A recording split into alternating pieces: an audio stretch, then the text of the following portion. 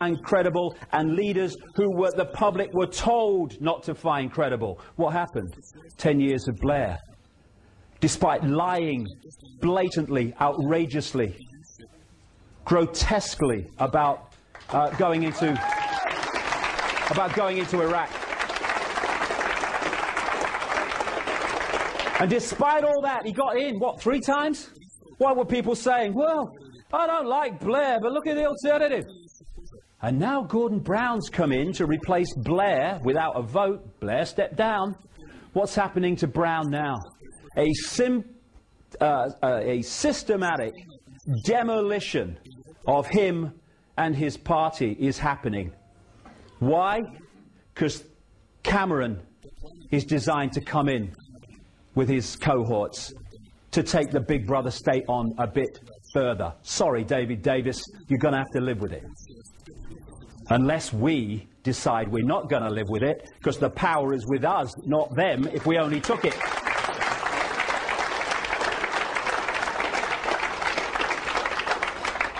So the world seems very confusing. Let's see how they do it here. The world seems very confusing, a ball of confusion and what's going on. And the reason it seems like that is because we're denied, not least through the Quentin Letts of this world, we are denied the coordinates necessary to understand how the pieces fit. The coordinates are about where they want to take the world and the methods they use to take us there. Once we've got these coordinates, the world looks very different. This election looks very different. Coordinate 1. The goal is a centrally controlled global fascist dictatorship. This image can be found in this book, the first edition of which I wrote in 1994. Look at the world as it's emerged since in relation to that. Why do they want this structure? Any dictatorship must centralize power and must bring the decision-making process into the hands of fewer and fewer people. Because the more diversity of decision-making you have, the less control a center is going to have over those decisions. Diversity is the worst nightmare of the dictator. Uniformity is the means through which they do it. I mean, just look at the world from a built environment perspective. No matter where you go in the world, it all looks the same. This uniformity is emerging, even on that level. So what they want is a world government which would dictate all major policies to every country. They want a world central bank that would control the whole of global finance for every country. They want a world currency which would not in the end be physical cash, but electronic money only. And there are fundamental implications for freedom in that. We are hurtling towards the cashless society. Oh, it's a good thing. Yes. If it was done benignly, it might be, but it ain't. It's the outcome and the reason for the outcome we need to focus on, not the actual thing itself necessarily so much. Today, if you go into a shop or whatever, and you hand over electronic money, a credit card, and they say, sorry, the computer won't accept your card, at least you can still say, oh, well, I'll pay cash then. What happens when there is no cash and that computer says, no way, Jose? You have no means of purchase. What does that mean? Total control. That's why it's there. They want a world army.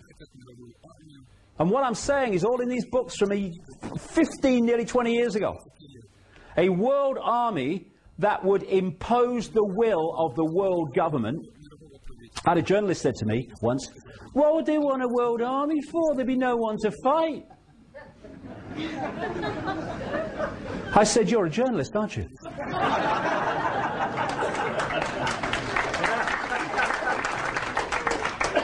The people to fight would be any group, any nation that did not want to give over the total control of their lives to the decisions of the world government. And I say in these early books, watch for the development of a European army. This is what Sarkozy is suggesting now, the French leader.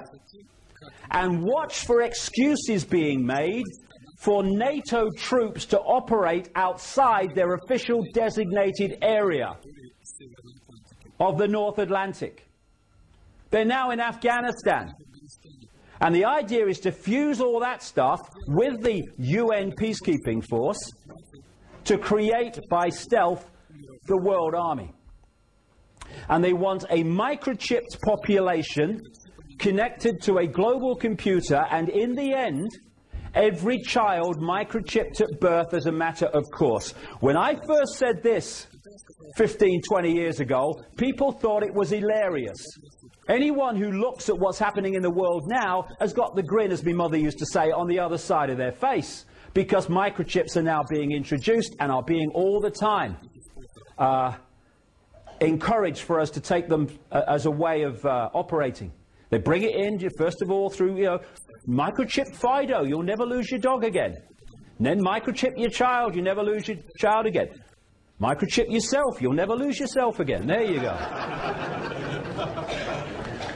Under this, they want 4 superstates.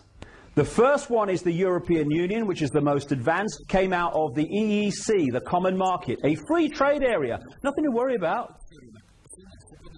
The American Union, which they are manipulating out of a free trade area called NAFTA, North American Free Trade Association. And the first step of that, and it's so close to becoming public, is something called the North American Union, Canada, Mexico and the United States, and they even have a name for the currency to replace the dollar. It's called the Amero. They want a Asia-Pacific Union, which they're now talking about, being evolved out of another free trade area. If it works, why change it? Called APEC, Asia-Pacific Economic Cooperation. And we already now have an ever more active African Union, which came out of the Organization of African Unity. That's what they want. And where are we? Down here.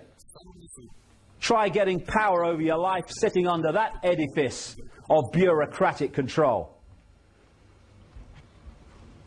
ID cards, stepping stone. This is what they want. Microchipped people. I was, by the way, I said on the internet I was going to talk for an hour and a half. I ain't. I hope that's all right with you.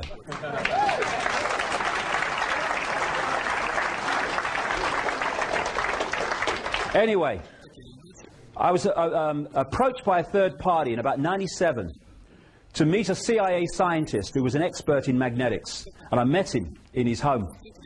And he said he wanted to meet me because he wanted to get out what was going on, and he had no way of doing that for reasons that will become clear.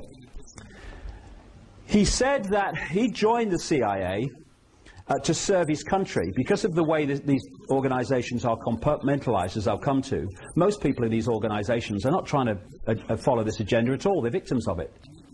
So he told me many, many things. What had happened is he joined the CIA thinking he was serving his country, and when he got on the inside in these secret scientific projects which produce technology far and away beyond anything we see in the public arena, he realized that this agenda that I'm talking about today was happening, which he never had a clue about when he joined the CIA. And he resisted and refused to work with them.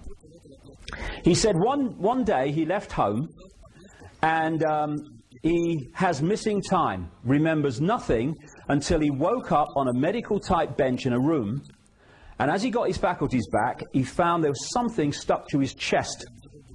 And he was opening his shirt as he told me this story, and on his chest was a see-through, that's all I can describe it as, a see-through shampoo sachet type thing, and inside was this orangey golden liquid. These are known within the CIA as patches. Someone's been patched. And what had happened in that missing time period is that his body had been manipulated to need the drug in the patch to survive, and if he doesn't get it, he starts to die of agonizing death. He knows that's true because he resisted after he was patched, and he found out they weren't kidding. These patches have to be replaced every 72 hours, and if they're not replaced, goodbye to him. So he's got children. I met them. He doesn't want to die. So what does he do? He serves the agenda because he hasn't got a choice, he feels, except to die. And this man said this to me after telling me so much other stuff.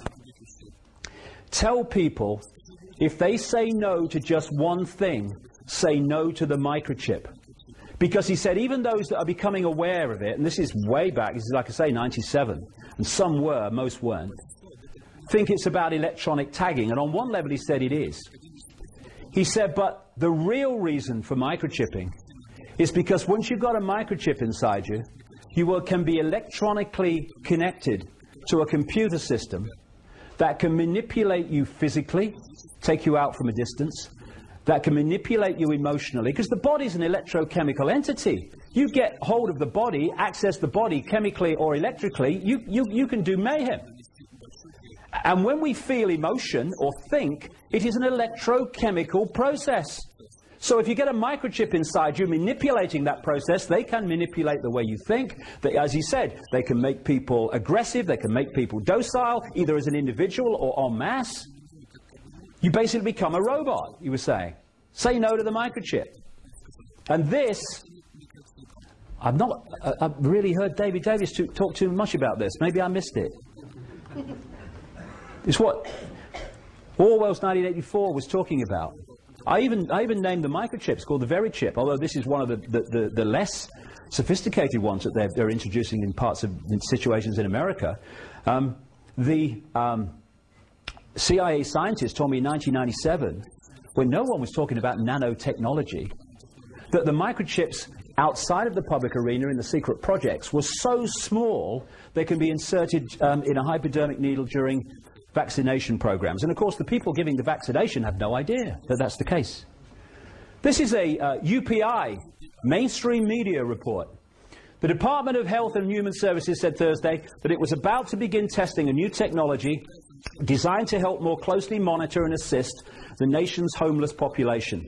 Under the pilot program, which grew out of a series of policy academies held in the last 2 years, homeless people in participating cities will be implanted with mandatory radio frequency identification tags that social workers and police can use to track their movements. This is now, not sometime over the rainbow.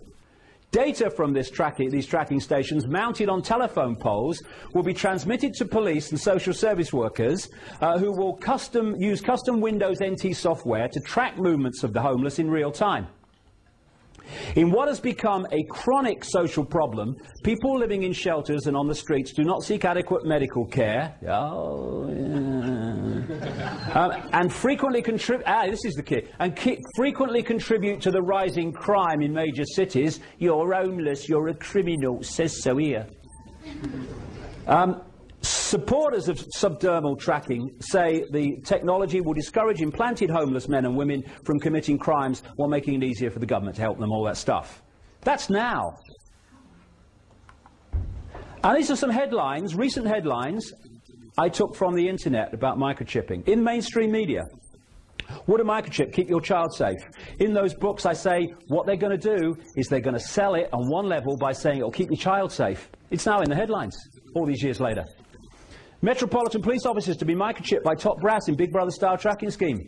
Wouldn't you feel really comfortable and